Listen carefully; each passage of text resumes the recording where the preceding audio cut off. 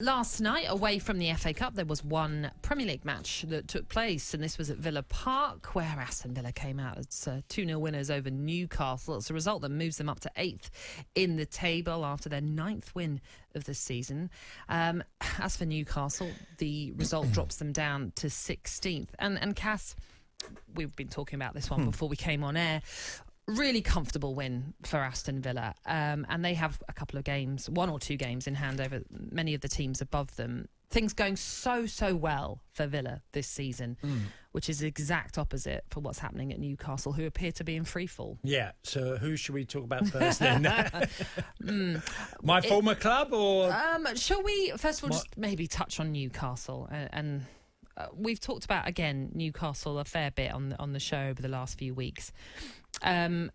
Newcastle, Steve Bruce made 4 changes to the side that lost to Arsenal previously, went back to that sort of back 3, back 5, or however you want to look at it.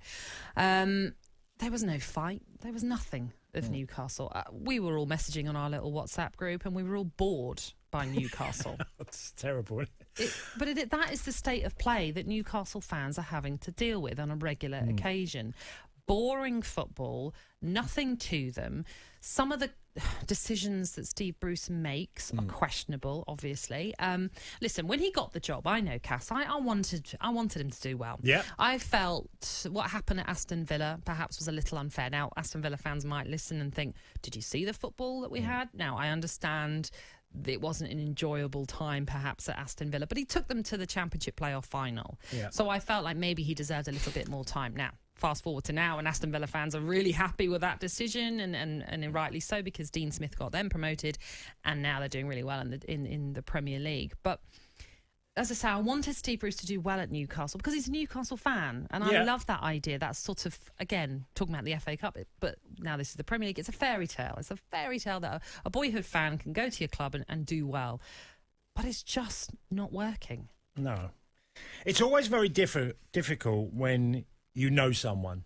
Yeah. And I first started football, and I was with Bruce at Gillingham, and I liked him. I liked him as a man, loved him as a footballer, because of his fearless attitude.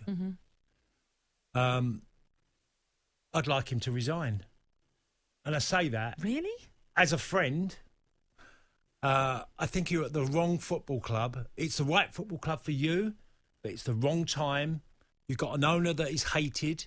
You are not going to be successful in any shape or form. The fans are against you. And I feel for him. And I don't mean it's like resigning is a weakness. I think in his case it would be a strength, because no one's working that football club. It's not a coincidence that everybody before and everybody afterwards is going to be finding the same issues, because the ownership of the football club is in freefall. There is no direction from upstairs. From the players that they brought in to, what's happening on a day-to-day basis, the uncertainty of a football club. I'm thinking, Steve, what do you gain? How can you ever win them over? I just don't see a direction or a path for him to change this football club. I think it needs to get so bad that the club has to be sold, and there is an element of new direction, and you create an enthusiasm. And I talked about, because I mentioned before, Sheffield United were in League One. They were in a dire situation. Everybody hated everybody. Fans, players, upstairs, managers, everybody was hated. So the massive challenge is to unite everybody at a football club. You cannot unite that club. That is impossible for me at the moment to understand that. Because I know him, and I'd consider him as a friend that I don't see, but if I saw him, I'd speak to him, and as a friend, I'd say, Steve, I'd love it for you to walk away. Because you're going to lose a lot. I think he can't win any of this at the moment. And that's how I feel about it. So it's very difficult, because I have got a bias towards him because I know him. But I don't want to see him suffer and be suffocated by what's happening. And he'll tell himself, Steve's big enough and bold enough to say he's made mistakes as well. He's making mistakes as a manager because he's trying to find something, and it's not working. No, and you're right to sort of say he's not going to win over the Newcastle fans, unfortunately, because you can see it's all over social media. Newcastle fans want him gone. They do not want him there, unfortunately. And of course, it's not a personal thing. It's just because it's not working at Newcastle for Steve Bruce. You know, you look at that game yesterday, 2-0 down at half-time. It took him until the 71st minute to make a change.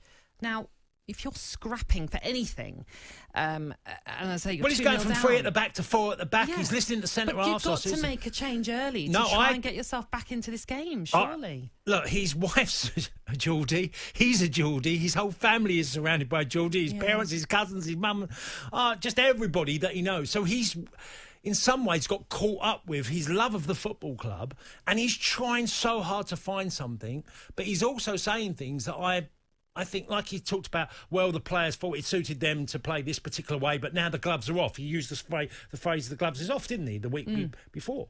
You know, and the gloves weren't off because it was exactly the same.